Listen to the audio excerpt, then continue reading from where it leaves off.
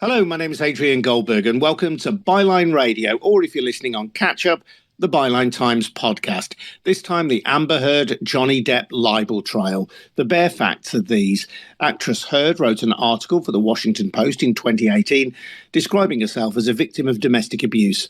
Although Depp wasn't named in the article, he claimed it damaged his career and sued for defamation. This week he was awarded $15 million in damages by a jury, although this is capped at $10 million by the laws in Virginia, where the case took place. Heard was awarded $2 million after bringing a countersuit against Depp's lawyer. But the overall conclusion is that she lost and he won.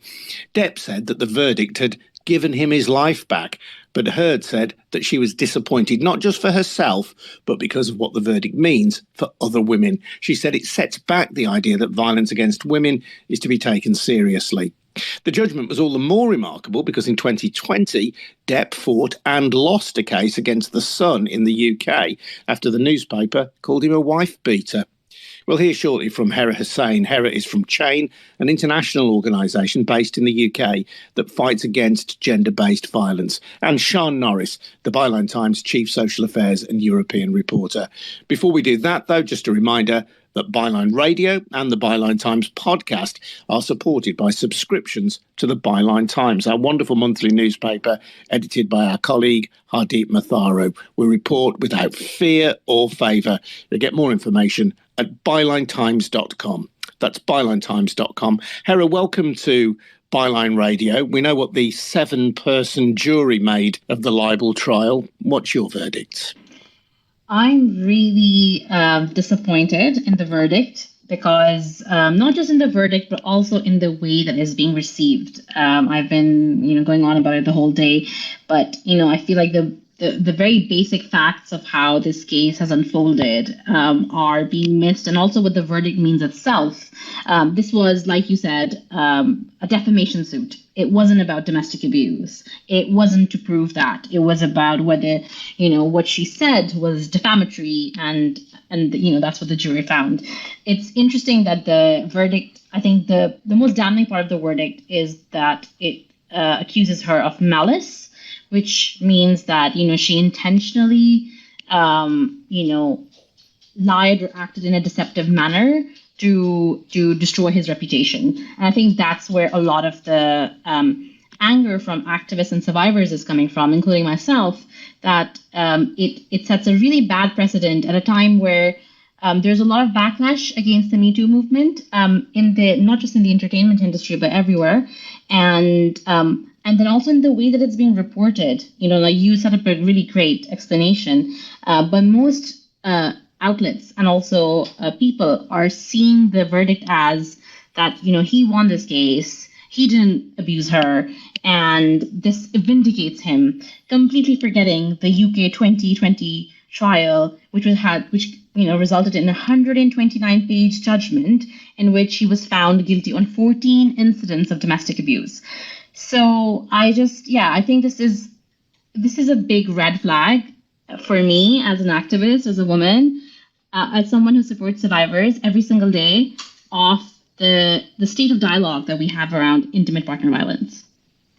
And there was something of the football match or the tennis match about the way in which allegations were batted backwards and forwards, going from, as it were, one end of the pitch to the other and relayed sometimes with glee on social media. And of course, social media is its own entity, but there was something about the way in which many people engaged with this ultimately pretty serious trial, serious issues at stake about matters that are very concerning, that turned it almost into a sport. Yeah, it was we were all spectators, and the fact that it was live streamed, it was sliced up into different memes and mocked, and people were analyzing every single thing. I think that it's really indicative of the kind of, again, the sort of the level at which we are having conversation on intimate partner violence. I don't think that courts are the best places to talk about the nuances of gender-based violence, even though, in in many cases they have to be, and that's where we go to get legal forms of justice. But it's just, for an average person to think that just by hyper analyzing, like the tweaking of someone's eyebrows, and there's a whole QAnon conspiracy about what clothes Amber Heard was wearing and how she was trying to intimidate Johnny Depp by mimicking his style, things like that, or people thinking that they know what true tears look like. Decades of research in psychology and criminology has told us that there's actually no good way of knowing these things, but everybody's so confident because they feel like they were there because they've seen everything. So it was a lot. I just think that most people don't understand how difficult and complicated gender-based violence is and domestic abuse is. Even if you believe in mutual abuse, there are still factors to consider here around who they both are and what points of their lives they were in. And even if you believe both of them were abusive, the way people are taking it is that he's not abusive. This case proves he's not abusive. Well, that's not true, because in the UK he was found to be, and you can't just discard that evidence. So. I think the back and forth, it's an age-old tale. Every single case I've ever looked at of domestic abuse or sexual violence literally comes down to he said and she said. And in this case, we actually had lots of gory evidence as well to look through, which is why people are now making all these conclusions. But instead of focusing on the merit of each of the evidence and how it plays out and the power dynamics, what's happening is people are catching the most salacious details and then forming their opinions based on that and how likable they found Amber Heard or how sympathetic they felt towards Johnny Depp. Yeah, Sian, I know before you came on, you were keen that we should reference back the defamation trial relating to The Sun. I think I'm right in saying that allegations were made of 14 instances of abuse in that trial, and the judge said that he was inclined to believe at least 12 of those 14 instances that Amber Heard presented to the court. Yes, absolutely. So in 2020, there was a libel case in the UK. And the way it works is very different in the UK. The libel case wasn't heard in front of a jury like it was in the US. It was heard in front of a judge. And it was the judge that makes the decision as to whether The Sun had libelled Johnny Depp.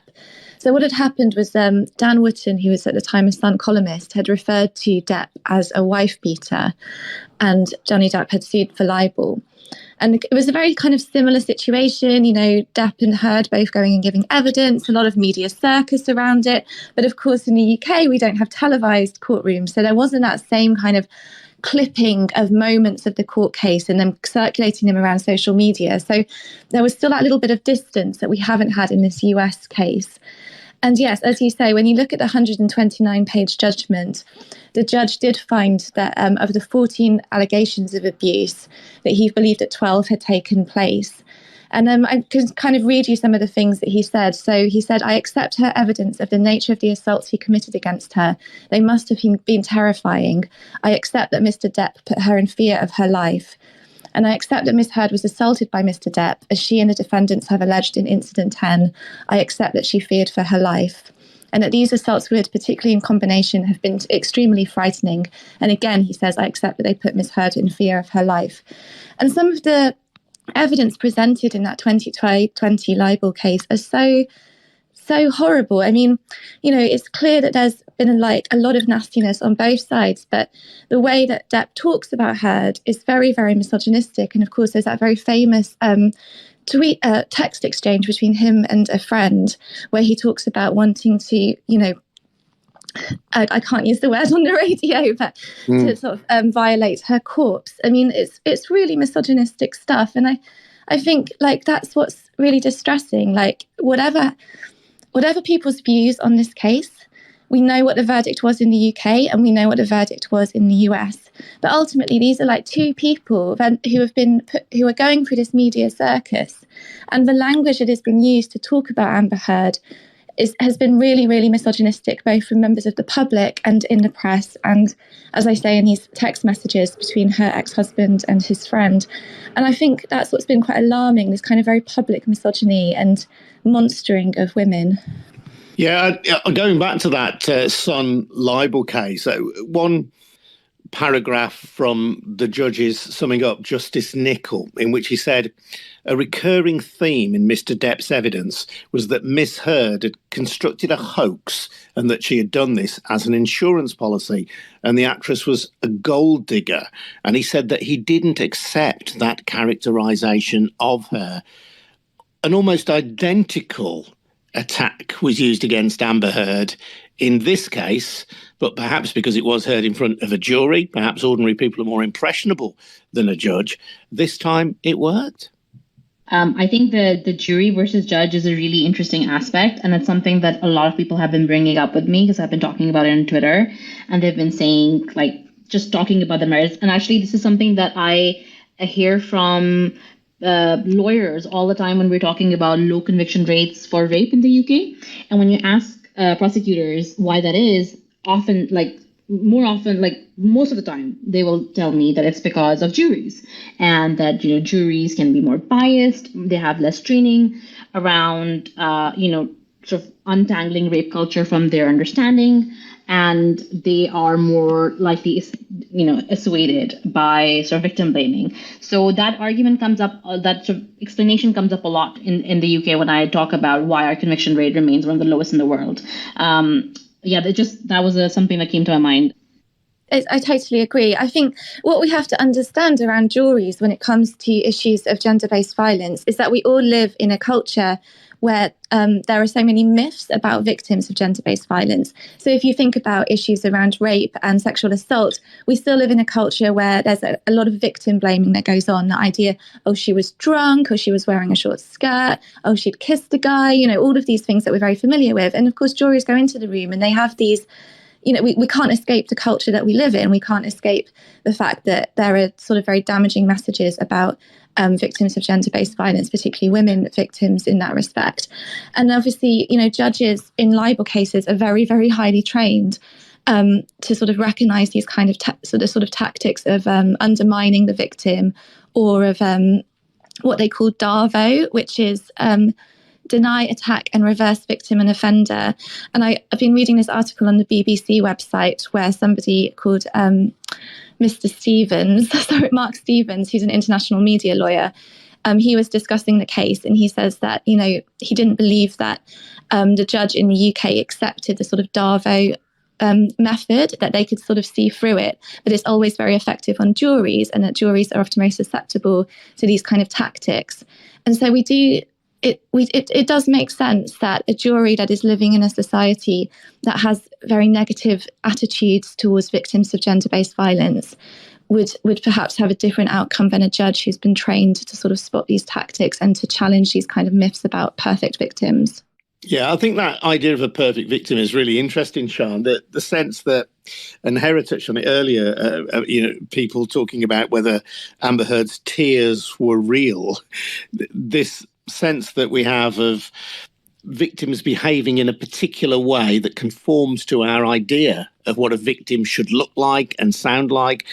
In this case, it seems clear to me that Amber Heard did not always act as well as she might have done. There were a couple who obviously had troubles between them and individually had troubles. Yeah. But those instances were then used to undermine and discredit the much bigger argument around domestic violence of which she was a victim.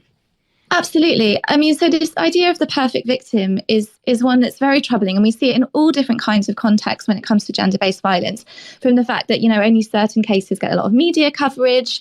If a woman is attacked or is murdered or disappears, we might see some reports about that, but most of the cases don't get reported. And I think what we saw with this case is, yes, you're completely right.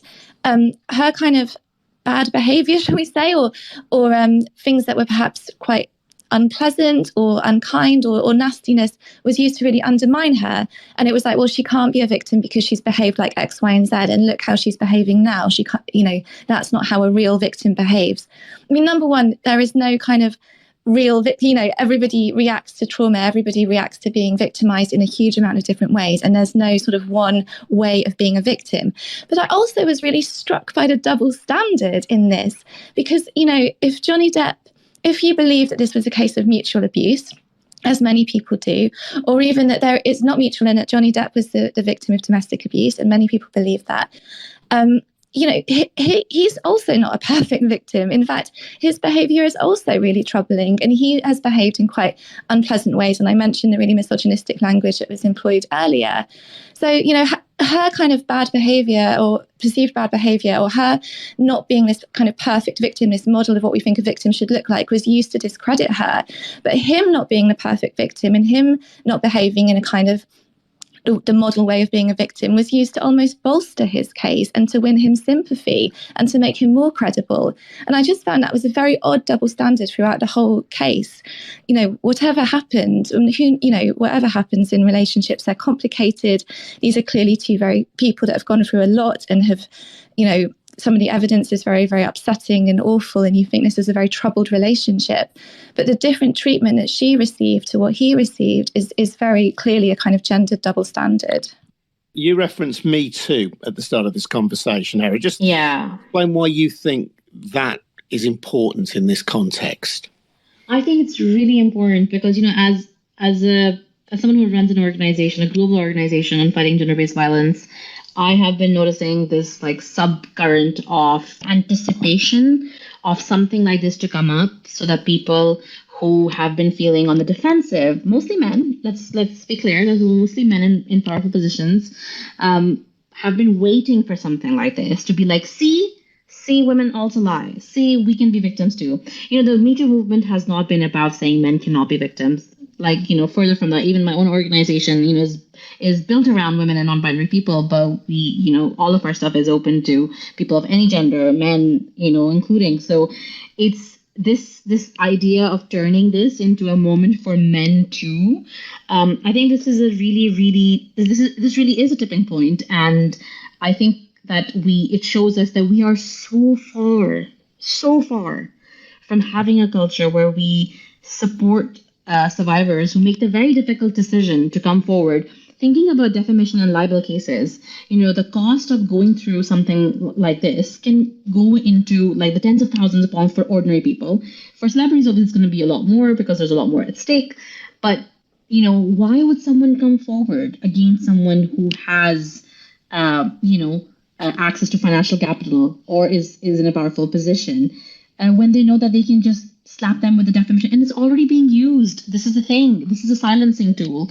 And so many survivors that I know are afraid of going to the police, because if you go to the police, then there's going to be a paper trail. And if it goes to court, then you can be countersued. There's just so many layers. And I think that, Sean made such a great point about this, it's just beautifully put about how this double standard was applied around what a perfect victim looks like and acts like, and how it was applied in this case. Because, when he says he's going to do the most horrible things to her body, that's just taken as something a victim says. Whereas when she is violent or abusive towards him or belittles him, which there is evidence of, so there's no point in denying that. There is. Then that's taken as her being violent and her having borderline personality disorder and her being generally unstable, which also reeks of a very gendered analysis around mental health, and also especially BPD, which women get overdiagnosed with. And there's a whole area in psychology and looking at why specifically women who experience long-term abuse often get diagnosed with BPD. So that's a whole other thing. But yeah, I just think that, who wants to go through this? Why would someone want to come forward? I'm already getting so many messages from survivors saying that, I feel like my abuser is laughing at me. Every time I see these memes, I get panic attacks. I'm sitting on the floor crying. What should I do? What is the point? So, this is things that people are saying and sharing and believing. It is having an impact on other people who... Yeah, Hera, I'm not decrying that testimony at all. What's kind of interesting and perhaps slightly disturbing, I think, is that many of the people criticising Amber Heard, many of the people defending Johnny Depp are women. On Twitter, on our Twitter stream at Byline Radio, Alison Bushell has said that this conversation is simply not worth a listen. she says, if you're Me Too, you'll get off on it. If you're Men Too, you'll feel positively gaslit. I've now had to unfollow Byline Radio as they're on the backlash wagon too. Now, I only read that out because it kind of amuses me, really, that anybody could take that view from this conversation. But it is an undeniable fact that many of Johnny Depp's defenders were women, and that there is something troubling about that, I think. I mean, I don't think there's anything troubling about that. In fact, when Sean and I were last on your show, we both talked about internalized misogyny, didn't we, Sean? And how it's not surprising that that is the reaction, because many survivors also internalize this belief that survivors are supposed to act and behave in a certain way. A lot of the times when people go to their family members who have experience, in fact, if anybody has watched Unbelievable on Netflix, which is based on a true story of a rape survivor, when the rape survivor in that case goes to her foster mother who has experienced rape, she doesn't believe her because she's a rape victim as well. And her reaction was very different to hers. And then therefore she comes to the conclusion that she's lying. It's not novel, this idea of the support for him. And I've seen that. And yeah, it is disturbing, but it's not surprising. Liz wants to join our conversation. She's joined us live at Byline Radio. Hello, Liz. Welcome along. What do you want to say?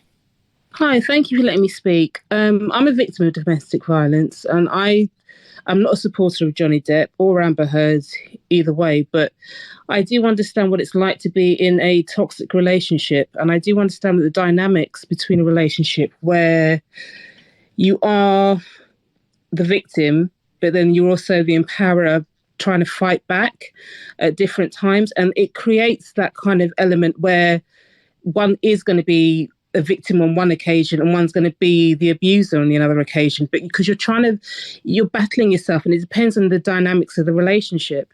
I also think that what I will take away from this, as distressing as it was to read about many of the things that were happening in their relationship, I also take away from the fact that actually male abuse, domestic abuse, has been finally kind of put to light. I understand exactly what Hera was saying, and I take on board what Chayn was saying, but we've got a lot of things available to us as women. I'm not saying that we shouldn't have that available, and I'm not saying that any woman shouldn't speak up about their abuse, but we've got access to so many things, and a lot of men don't have that access, and they're equally victims of abuse. The reaction from a woman sometimes when they are being abused is sometimes I'm not condoning it. I'm not saying it's right, but it's a spur to a lot of energy and things. And it's also misunderstood. And the psychologies behind all of this is never, ever considered and taken on board. And I think what this trial has highlighted is that men are abused too. And I think we need to understand that and really take that on board and provide that level of support to them as well in these circumstances. And I also think that I don't think it's put women back at all. I think women should be empowered by the fact that this has happened. And if you have to speak out and you want to speak out, please do. Whenever you feel that strength and that voice to speak, take it, because that voice is there for you. It's not, this is not shutting down anything. If you are in a position and you need help and you need support, please go for it. But also don't underestimate the fact that it is a two-way street, especially when you are in a toxic relationship. And I think the comments are a bit one-sided from Hera. I don't think it's about Me Too. I don't think it shut down anything. I think as a woman, I feel a bit offended in the way that we, as women as well, we work so hard and try so hard to fight against what we do receive that it will never stop us. So that's my opinion, and I thank you. That's every right to make the comments that you've made, and I thank you for making them. But Hera, did you want to come back on that?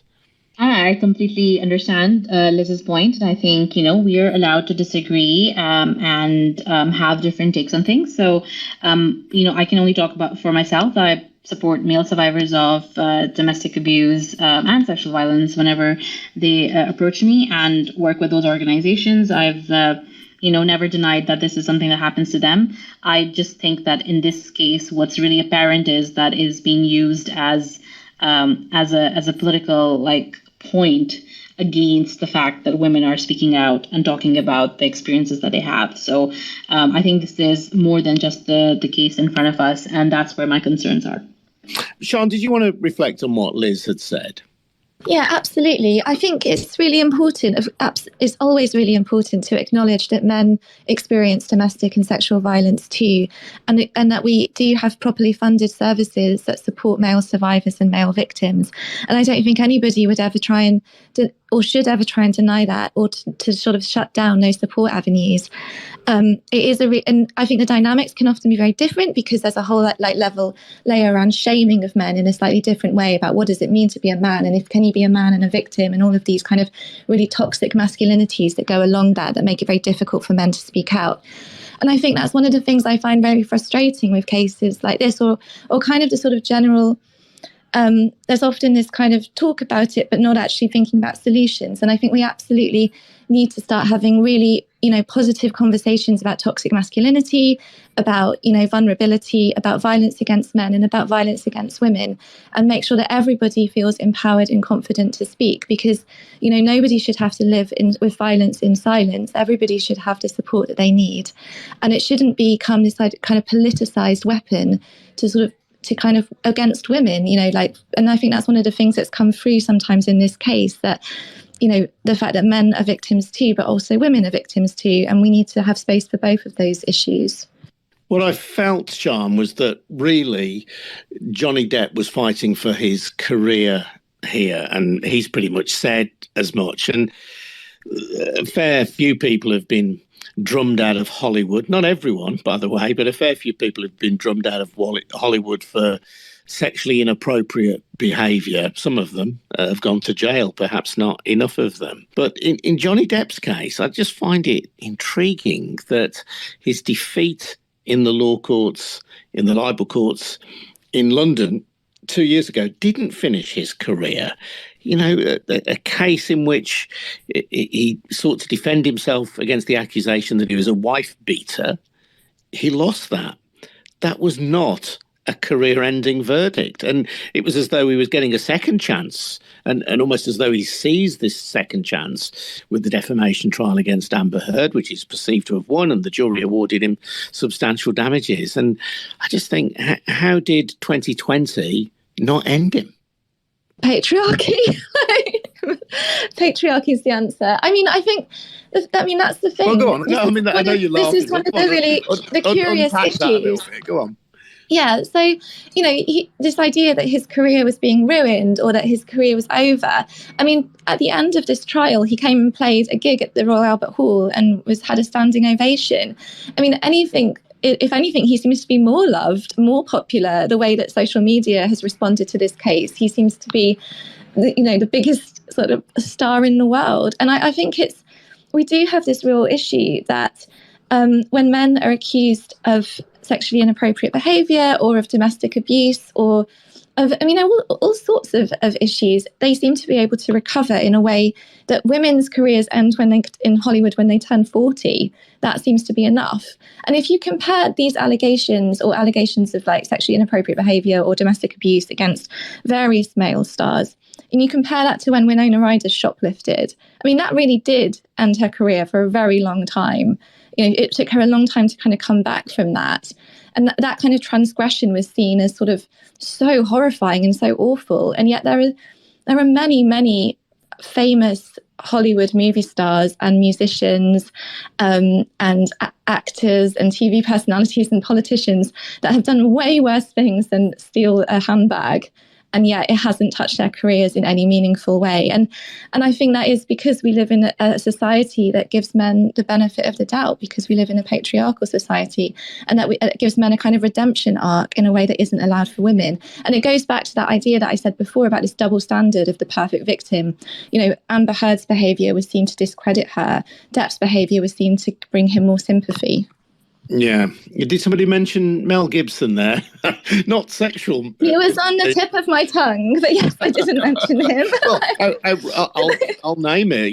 Outrageous anti-Semitism has not cost Mel Gibson his career, despite the fact that many anti-Semites believe that Hollywood is all a big Jewish plot. Anyway, let's bring Asha into the conversation. Hello, Asha. Hi. I just wanted to add quickly that what I found most jarring about this trial was the fact that he is suing for the fact that he lost a couple of roles. And from listening to Amber Heard, she's fighting for her right to live, and the kinds of things that was done within the context of their relationship, it just seems really contradictory. The fact that, I don't know, like maybe after this trial, is he going to sue her again for daring to write another article about her own life? It just seems, literally, to me, it seems like we've gone back a couple of centuries. In fairness, his legal team went after her with real aggression, and she was awarded $2 million in her counterclaim against them. So it wasn't absolutely black and white, but clearly the $15 million, which was the notional award by the jury versus the $2 million awarded to her, does represent a very big victory for Johnny Depp. There's no two ways about that. Do you think, Asha, that it will prevent women or discourage women from coming forward? I mean, clearly most women don't have the public profile of Amber Heard, and their cases won't be given the same kind of public spotlight. Absolutely. I think this is just like, I absolutely think that it would prevent women from coming forward. Just the kind of mockery and the tone of this discussion, it's been so cruel to Amber Heard. I mean, it's shocking to me that people are even laughing about a trial of this consequence. I'm quite disappointed at the verdict, really, as you can tell. Yeah, absolutely. Can I just jump in on that as well? Because I think it's a really important point about the mockery. And I don't know, I wrote a piece this week about the kind of the fandom and the sort of social media circus. I think when you look at, I can't seem to escape it. I go on Facebook and there'll be a little TikTok video about this case with kind of cry laughing emojis as Amber Heard is saying something. And it's like, whatever side you take, whatever the outcome was, whatever you believe about this case, these are two people who've gone through something really awful, and we shouldn't be treating it as a spectator sport and kind of being like, oh, I'm on Team Heard, I'm on Team Depp, I'm going to laugh at what she says, I'm going to laugh at what he says. You know, I think what's been really interesting about the social media around this case is how it has turned this into some like a sporting match that we've all picked a team on, and that we're never going to be like moved from our positions, and that we're kind of munching our popcorn and watching them go at each other, when really this is a case about domestic abuse, and we should never have got into a position where domestic abuse was turned into a spectator sport. I think I wrote like the peanut munching crowd in my piece, because that's how it feels, as if we're all watching a movie, or we're there kind of making jokes and taking the mickey out of what they're saying, and sort of using it as a badge of pride, as opposed to having empathy, and really, you know, important empathy with people who've gone through something really toxic, and with victims and survivors of gender-based violence. I agree completely. Thanks for articulating the unease that I felt. I think I'll just mute these terms for a while, because I'm quite active on Twitter and I can't seem to escape it. But thanks for that. No, thank you for joining in, Asha. Hera, I wanted to just ask you before we close, as someone who deals on a daily basis with victims of gender-based violence, do you fear that this really will dissuade women from coming forward who perhaps don't have the same profile as Amber Heard? 100%. 100%, because it happens every single time there's a defamation or libel case in the media around sexual assault and domestic abuse. Every single time it happens. In fact, there's a group of researchers that are looking at the US and the claims filed by women and how many of them are retracting their statements right now. And I think we're going to be seeing more and more coverage of this. It is very scary to see this happen. We saw this in the case of Prince Andrew as well. And courts are really hard to get through anyway. And then to feel like your case is going to be up in front of people, and you know your character and your history is going to be shredded, and then you might actually become homeless and not have money to pay for, might lose your job, and like create all this extra stress for yourself and your family, is the high cost. This is exactly why people like me say that there are very few reasons for someone to lie about something like this, because the costs of coming out and sharing your story are so high. So yeah, I think it's definitely going to have a chilling effect on the amount of survivors that come forward and speak their truth. I also think as well, it set a really interesting and quite worrying precedent, because if you think to the article in question, Heard never actually named Johnny Depp. And it feels like this has set a precedent that is, as long as you say that you're a victim of domestic abuse or a victim of sexual assault, if you say that, then the person who did that has got a reason for suing you now. It doesn't matter if you don't name him. If he believes that he can be identified, then this sets a precedent that he can sue you for defamation. And I think the impact that has on a victim who has already been so silenced by the abuse. Abuse is a silencing thing. It cuts you off from your friends. It cuts you off from your family. It stops you being able to speak about your own experiences, because you're constantly being told by your abuser that you won't be believed. And then when you finally have the voice to say, this happened to me, and suddenly be faced with this idea that you could be sued for saying this happened to me, it's going to have a really chilling effect. And I don't think people have really thought through the impact that this will have on women's access to justice. And that really, really scares me. Rafi. Hello, Rafi. Welcome to Byline Radio. Hello, pleasure. Just such amazing words. Just hearing you guys resonate with a lot of things in which I've been thinking and feeling, especially when you touch on toxic masculinity. The fact that there's so many elements of narcissism that was shown within this case, and the different forms of toxic masculinity, like the fact that, so much of the evidence of his own behavior came from himself, and yet that doesn't seem to be under the spotlight. The scrutiny which is shown to her doesn't seem to ever be put onto him. And so I'm just shocked by the fact that how this is going to impact so many other women, and the gravity of something setting a precedent at this stage. I wonder, you mentioned the court case in the UK. I just wonder, was that because of the Sun newspaper that they were suing him based on, or was it because of it actually proved that he had committed those acts? Yeah, well, he took the Sun to court because they called him a wife beater, and the judge heard that libel trial and said that the Sun had sufficient grounds to call him a wife beater. And having heard evidence from Amber Heard, in which he outlined 14 individual instances, he said, in essence, he was persuaded to believe 12 of those 14 allegations. So it was a pretty damning verdict against Johnny Depp. And it went through 3 judges, if I recall, in total, where he tried to appeal, and each appeal failed. So I think it just goes to the fact that seems to just be lost on a lot of individuals. And, in terms of identifying the types of behavior he's done, I just wish there was more ways to kind of highlight that, break them apart, because a lot of individuals are soaking up the spectacle, soaking up these topics without ever having any comprehension of the multifaceted layers of something like domestic abuse. And I think if you have no comprehension of this type of information and you're just soaking it up, the unconscious bias we soak up, we're not educated on these particular topics. Who are the people in which we should be going to kind of being informed without a bias? I just wondered if any of you could share some individuals in which you tend to go for, who resonate with you, and who tend to be someone in which really helps map things out. Well, Hera, for one, her work in the work of Chayn is so important, and it's really, really positive work that they do. And as she says, she works with survivors and victims of gender-based violence, and, has got such an incredible insight into the experiences of women and men who go through this. And also, there's an awful lot of really great domestic abuse charities in the UK, such as Refuge and Women's Aid, and the sort of smaller organisations as well. And now I'm doing that thing that I always do when I completely draw a blank, despite spending my entire life on Twitter and reading about these issues. But Hera, maybe you've got some ideas of who's good to talk to.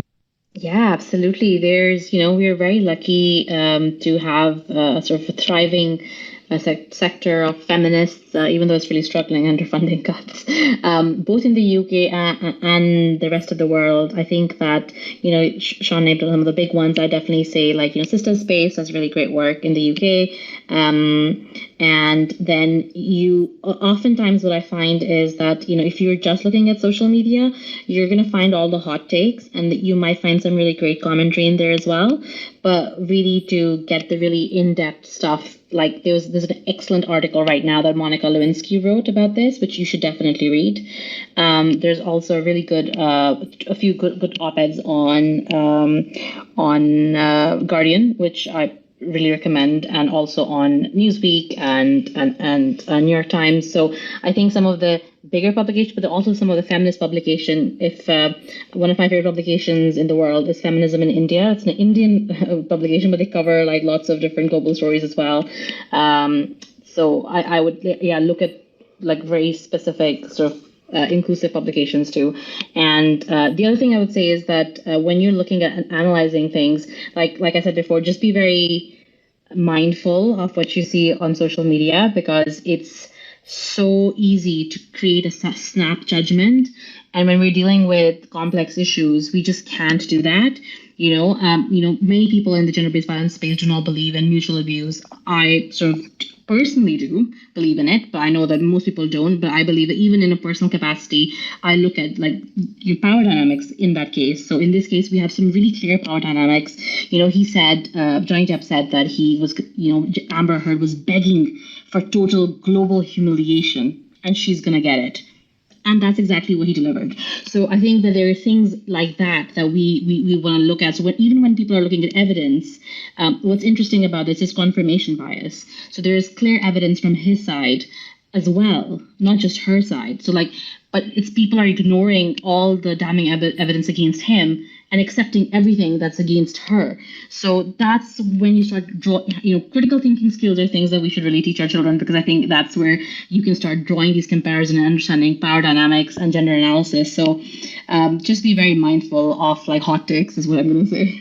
Yeah. I don't know, end on a glib note, Hera, but I think it is worth saying that if anybody does listen to this, whether they're listening live on Byline Radio or via the Byline Times podcast, and they are experiencing domestic violence, I don't underestimate for one moment how easy it is to seek a way out of that. I know it can be extremely difficult, but I think all of us here would encourage you, if you can, if you are experiencing domestic violence right now, to find a way to reach out and seek the help that you need. It may be difficult, especially in light of everything we've heard on this discussion, but it is important that you do find a way out, and there are places out there that can help you. Yeah, so the National Domestic Abuse Helpline is free and it's 24 hours, and its number is 0808 200 247. So if you are listening and you need to talk to someone or you're in need of help, that's the phone number for the National Domestic Abuse Helpline. But also, you don't have to call that helpline if you don't want to. There are lots of other resources where you don't have to talk to a human, and you can just read, including all of Chayn's resources, all available online. You can make up your mind about what the best decision for you is, and then make that step. Again, there's no pressure for you to go to the police if you don't want to. If your life is a danger, please do. But there's so many different ways of getting support. And just the last thing I would really like to say, because of what we're discussing, is protect your mental health and protect your inner peace. You do not need to listen to every single person who has something to say about this case. You don't have to take it to your heart, even though it's really hard right now. And I know how bad it makes you feel when you read, when you listen to jokes and you hear insensitive statements, especially coming from your friends and people you admire. So if there are ways for you to phase that out and to put it in a box and throw it away, then please do that.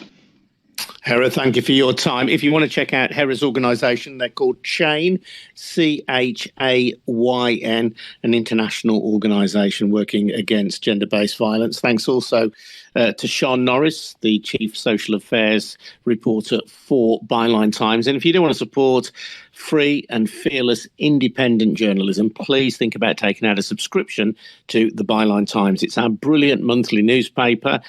But here's the thing, your subscription also supports Byline TV, it supports the Byline Times podcast, Byline Radio, and our news-breaking website, bylinetimes.com. And that's where you'll find details of how to subscribe to the Byline Times at bylinetimes.com. Thank you, Sian. Thank you, Hera. Stay tuned to Byline Radio, and we'll let you know when we've got more of these Twitter Spaces going live. Thanks very much, everyone. Cheers now. Bye-bye. Thank you. Thank you. Bye. Thank you. Bye-bye.